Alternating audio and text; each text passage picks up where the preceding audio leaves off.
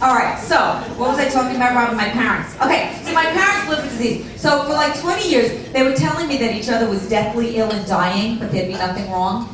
You know what I mean? Like my mother would call me up and she'd say, I think Daddy had a stroke. And then he'd have test, and then there'd be nothing wrong. Or my father would say, I think your mother has Alzheimer's disease. And then she'd have test, they love the test, and then there'd be nothing wrong. Yeah. And like one day, my mother comes to my house and she was all gleeful, so I knew she grew up when my father was sick. She was always happy when she was sick. I'm not kidding. They love the disease. And she said to me, we think Daddy has a brain tumor.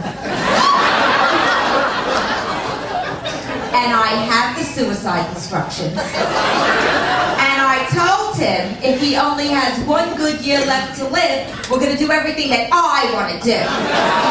And then he had test, and then nothing was wrong.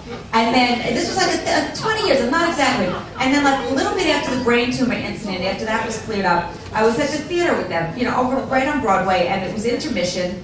And you know, it's very crowded in the lobby in intermission. My mother goes to the bathroom. My father says to me, loud, your mother has bubbles coming out of her vagina.